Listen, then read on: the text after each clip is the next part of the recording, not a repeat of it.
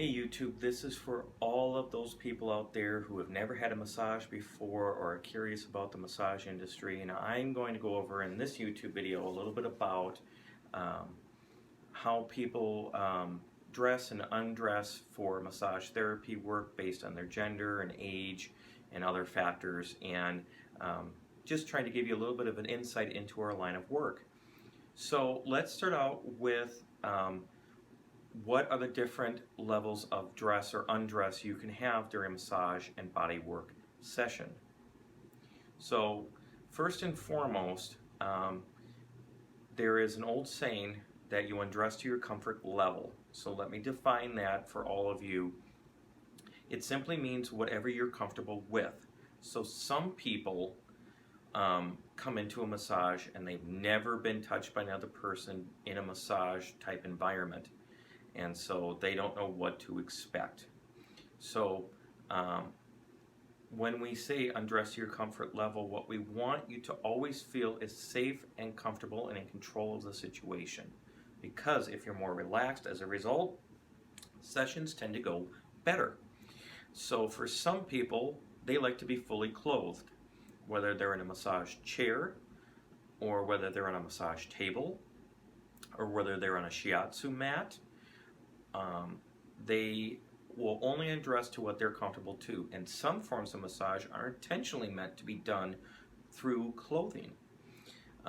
So that's one major factor. What are the clients comfortable with? In most circumstances in the United States, we tend to be a relatively prudish country in that regard. Most people will be covered by a sheet by law.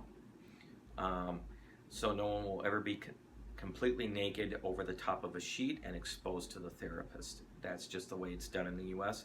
It is not done that way in most of the rest of the world, but it is done here in the United States.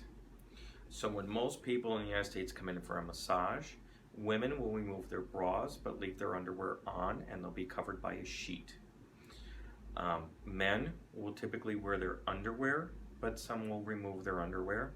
And same goes for women. Some women may remove their underwear as well, but they will be covered by a sheet. Okay, we will typically undrape those areas which we are working on at that time. So in most circumstances, you will be undraped from the back of your neck to the small of your back, and then we'll just work on your back, perhaps your arms as well, and maybe a little bit into your neck and shoulders. When we work on the lower half of the body, we will undrape one leg at a time, and that might be from the outside of your hip to the halfway up the inside of your leg, and we will create a very tight drape so that our fingers can't go underneath the sheet at all, and that's meant to make you feel safe and secure.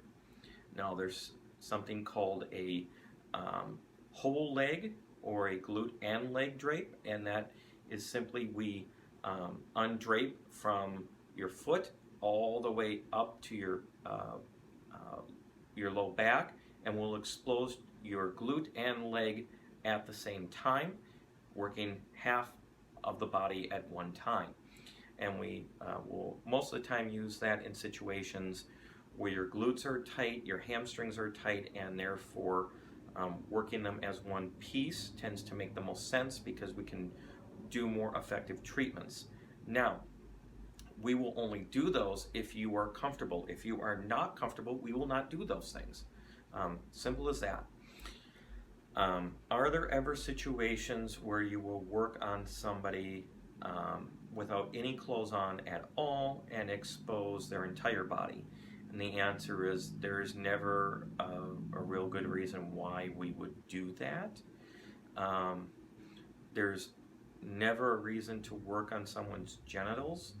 There is a reason to work near them, but never on them, so we shouldn't have to uncover them, is the idea. When it comes to the age of people that come in and draping, it's important to understand that the gender and age of the therapist compared to the client is very important in the United States. We have laws that govern that and many policies that govern that as well. So in a lot of places, no one under the age of 14 is allowed to come in and get a massage without a parent or guardian with them. That does not mean sibling, that means parent or guardian. It does not mean someone who is 18 but not a parent or guardian, like a sibling. That doesn't count. And the parents will have to be in the room with the therapist, and typically, if it's a larger studio, you will have to have someone of the same gender. So if it's a female 14-year-old, they will want a female parent or guardian. If it's a young boy, it is typically a male or male guardian. Between the ages of 16 and 17, where they're able to drive to a location, they're able to kind of do some things on their own. They can be in a room without a parent in most cases, and they do not have the same gender therapist typically, but the parent does have to pay for it, and the parent does have to book the appointment, and the parent does have to sign a release form for them. From the age of 18 on, they are treated like any other adult. Now, if someone is over a certain age and they can't drive themselves anymore, typically we'll want the person that drove them there to stay there in case there's a problem. The person has diminished mental capacities of any kind. Usually that will fall under the rubric of, are they allowed to pay for their own sessions? Can they make their own decisions? And can they provide informed consent? Can they sign documents? If they can't do that, then that other party has to stay with them. If someone has a physical disability of some kind where they need to be transferred or moved onto the table, or a special accommodation needs to be made, we need to make sure that that person knows what their limitations are and what the limitations of their staff and equipment is, so that they can help them decide whether coming to that location with the available facilities and people, if that will work out. Sometimes it will, sometimes it won't. I've run into that case more than once where I'll get a call from a business owner saying, I have somebody in a wheelchair who wants to come in for a session. They are not able to transfer on their own. What do we have to be concerned about, and can we actually do this or not? And that's actually a pretty common question. That's one of the services I do provide businesses to help them better understand what their role is in that and what they can do to be more accessible friendly. So all those things make up kind of how draping works, and how we write rules and procedures and processes for those types of situations. So if you're looking to come in for a massage to somebody and you have concerns about how should I undress, what is considered normal etiquette and what isn't, that's it. Right there in a nutshell in about 8 minutes. If someone has a draping policy or a draping procedure you're not comfortable with, you don't have to continue the session. And that's just the plain truth of it. If you travel abroad, they will have different traditions, different policies, different procedures, different rules. And you should learn those customs before you get there. And you can very easily do that by talking to a travel agent and getting in touch with them and having them tell you a little bit about what's going on and what the best way to find out that information is. Or you can call a potential place in the areas where you're going to be traveling or staying and simply ask them.